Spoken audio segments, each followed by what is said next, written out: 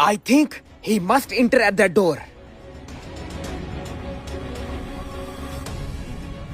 ये जगह तो बहुत गहरी है। आखिर ये नीचे करते क्या है? कहीं रॉकेट तो नहीं बनाते? चल चल।